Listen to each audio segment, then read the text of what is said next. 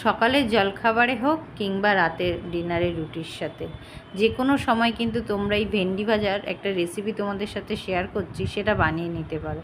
দুর্দান্ত স্বাদের এই ভেন্ডি ভাজার রেসিপিটা যারা যারা ভেন্ডি খেতে পছন্দ করো না তাদেরকেও একবার বানিয়ে খাইও, তারাও পছন্দ করবে। আর এই ভেন্ডি ভাজার রেসিপিটা থাকলে রুটি তো খাওয়া হয়েই যাবে, আর কিছুই লাগবে না।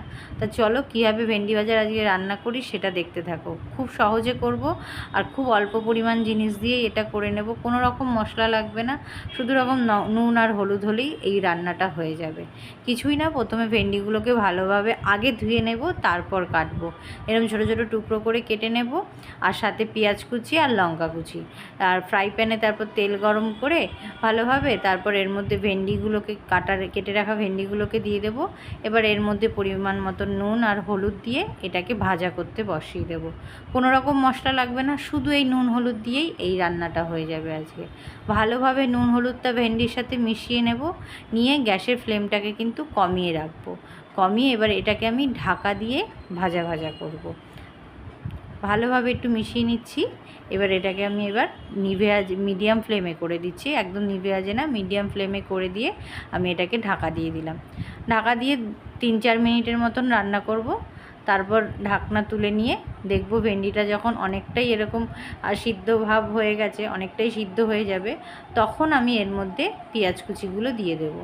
তোমরা একবারে যদি না ভাজো ভেন্ডিটাকে এরকম ঢাকা দিয়ে 2-3 ঢাকনা তুলেও ভেজে নিতে পারো।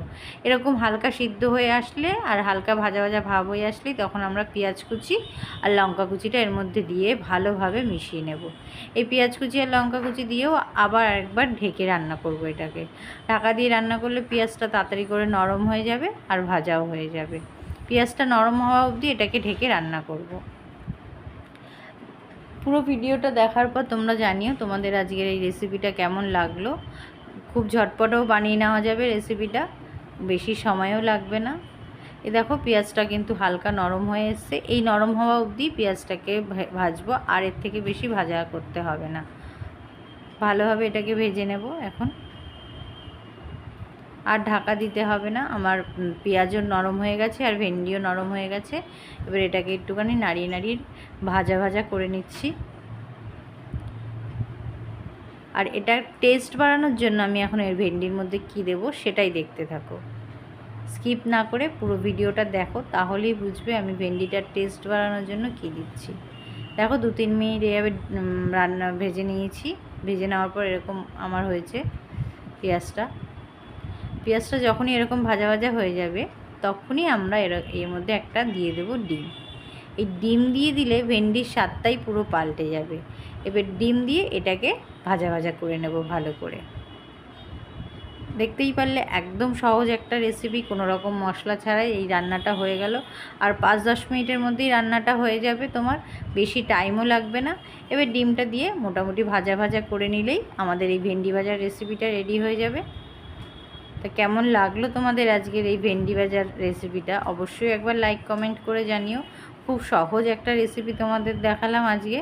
আমার রাতের ডিনারে কিন্তু এই ভেন্ডি ভাজা আর রুটি হয়েছিল, সেটাই তোমাদের সাথে আজকে শেয়ার করলাম। তোমরাও বাড়িতে একবার ট্রাই করো, সকালের জলখাবারে কিংবা রাতের খাবারে রুটির সাথে, আর ট্রাই করে জানিও কেমন লাগলো রেসিপিটা, অবশ্যই কমেন্ট করে। হয়ে গেল আমাদের এই ভেন্ডি ভাজা রেসিপিটা। আজকের ভিডিওটা কার কার ভালো লাগলো অবশ্যই একটা লাইক কমেন্ট করে জানিও। আর আমার চ্যানেলে আরও রান্নার ভিডিও আছে, সেগুলিও দেখার অনুরোধ রইল। আর সেগুলিও যদি তোমাদের ভালো লেগে থাকে একবার করে লাইক কমেন্ট করে এসো।